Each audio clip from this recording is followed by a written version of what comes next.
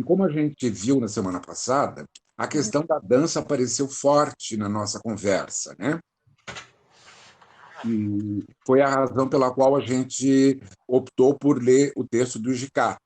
Então, eu acho que aqui agora começam a se estabelecer algumas conexões entre uma coisa e outra, né? Ou seja, o modo como o Deligny viu aquelas questões de pedagogia, aquelas questões de possibilidades de criação, outras, né? Outras possibilidades de criação, e como a gente está vendo agora aqui em relação ao Hijikata, modos também inovadores e, ao mesmo tempo, não lineares que o Hijikata estava empreendendo naquele seu momento de juventude no Japão, num momento em que a sociedade vinha apresentando algumas mudanças e que, portanto, tinha um contexto favorável, não é, para que alguma coisa nova começasse ou alguma coisa nova fosse lançada.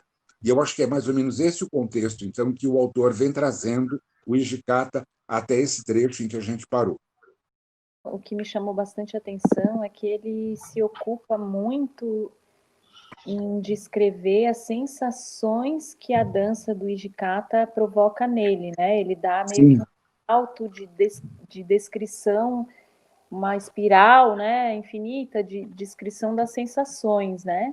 Apesar de ele trazer essas citações do próprio Hijikata, que também são citações que descrevem quais as sensações que ele busca para impulsionar a composição do movimento, né? Essas citações que ele traz aqui. E eu vejo que tem uma oposição ao Deligny, porque o Deligny é engraçado, que ele descreve muitos fatos, né? As ações, o que aconteceu. E ele tem uma minúcia de descrever os gestos, as relações, né? Ele caracteriza as cenas, né? Na narrativa dele. E aqui a gente até agora não sabe como é que é a dança mesmo, né? Ele não descreve. Não, claro, você tem toda a razão. É Sim. interessante, né? É um jogo de falar sobre um acontecimento que é completamente oposto na estratégia. Eu acho tão curioso isso, né? Porque a dança, de fato, ela é muito difícil de ser descrita na gestualidade, né? Isso que é a questão. E uma outra coisa que me parece interessante é que o Hijikata escreveu. Não são muitos os bailarinos que escrevem, não é?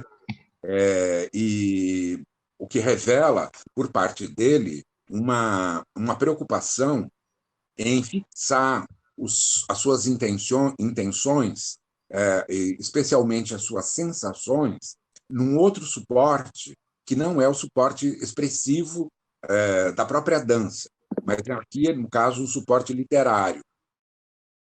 Alguém pode continuar? Essa visão da dança é resultado de um longo trabalho solitário e rigoroso para criar dança ou recriar a arte da dança. Ele tinha o hábito de recortar reproduções de pinturas e guardá-las em seus cadernos, de seguir os traços de um pintor, de perceber e comentar o detalhe da imagem, daquilo que poderia fornecer motivos e materiais para sua dança.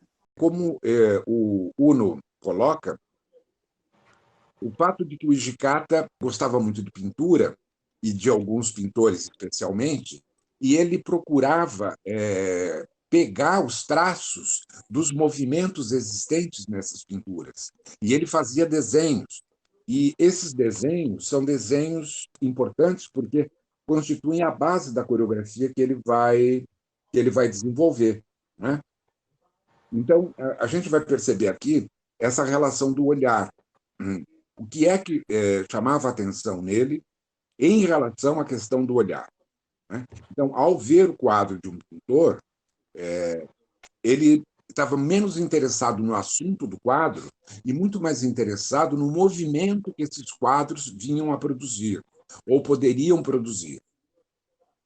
É muito o olhar de um bailarino, né? Cada tipo de artista olha para a pintura e a procura dos seus elementos dos seus elementos expressivos, né? Então, eu acho muito interessante que um bailarino, ao olhar para a pintura de outro, né, busque ali o movimento, procure ali o movimento, que é um seu material expressivo de trabalho, né? Sem desmerecer a pintura como um todo, quer dizer, sem desmerecer outros valores. Mas é preciso lembrar que aqui, quer dizer, o Hijikata não está fazendo crítica de arte, ele está procurando nesses pintores elementos para o seu próprio trabalho. E o modo como ele, então, destila esses elementos, não é, que vão convergir para o seu próprio trabalho.